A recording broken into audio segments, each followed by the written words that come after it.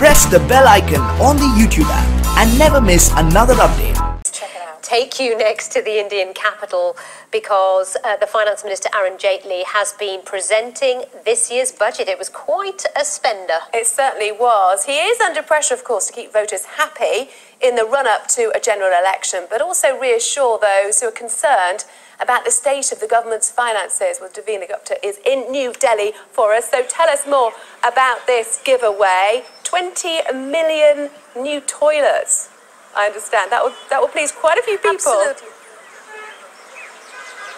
And not only that, a pretty predictable budget on that. It's part of the rural economy overhaul with the rural infrastructure, electrification, cleanliness in focus for the government, which has faced backlash from the rural voters. They've also given additional funds to farmers, and we'll be seeing a social scheme of national health policy for 100 million families in this budget. Also, in terms of employment, that's another area where the government was facing a lot of pressure. They've been able to give SOPs to younger employees with some pension scheme benefits. Also, we have seen that this particular government is focused on salary hike for politicians, and that could be another reason with which it can come into criticism for spending over the roof. The fiscal deficit, that's the measurement of the government expenditure, has gone up to 3.5% of the GDP, missing the targeted mark of 3.2%. And to compensate on that, the finance minister has said that there would be more taxation in health, education, and even those investing in stock markets. The slight good news here for the small and medium enterprises, because corporate tax has been reduced from 30 to 25%. But for overall industry, there hasn't been much of a tax relief. Okay, Davina. Farming and rural development, they're the big winners in India's budget that's been rolled out in Parliament today. The government is spending billions on health and education with a promise to create more jobs and boost rural incomes.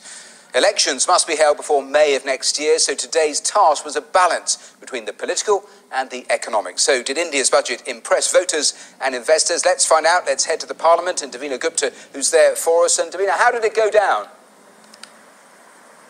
Well, India's budget has had a very lukewarm response with much populism expected ahead of the budget. But it was just a certain section of population which saw big announcements, population from the countryside.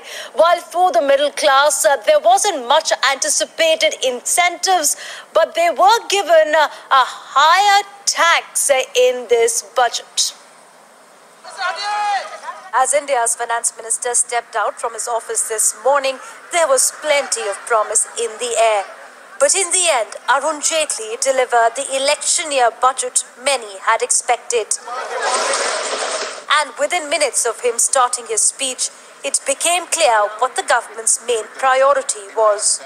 My government is committed to the welfare of the farmers. For decades, the country's agricultural policy and programs has remained production-centric. We had sought to effect a paradigm shift. With elections due next year, the government is looking to improve the lives of the rural population. The government's new health scheme, which will ensure 500 million families, was perhaps the biggest announcement of the day, followed closely by a corporate tax cut for small industry, which many hope will help boost employment. The fact that they did it for 90% of the registered companies rather than the actual business quantity, that the turnover, I think that it is pragmatic and a move that will be looked at very well. Unfortunately, I think a corporate tax reduction would be regressive because there's no evidence that the corporates respond by investing more.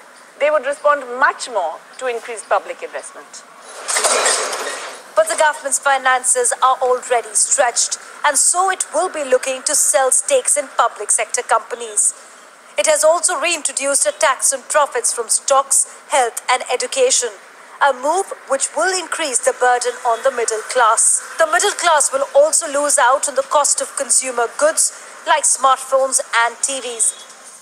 They'll now be taxed at a higher rate, an effort to boost domestic manufacturing. Well, we've seen that the industry is not very impressed with the announcements made in this budget.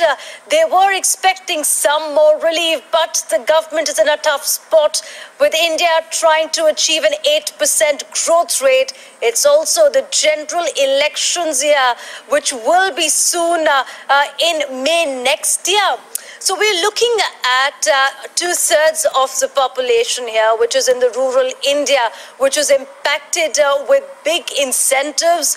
But at the same time, is the middle class, which didn't see much of the anticipated tax relief. So at least for now, the finance minister and the Prime Minister know that a very large base of population is likely to be happy, the one that counts for a vote bank. All right, Davina, thanks very much for taking us through all of that. Thank you.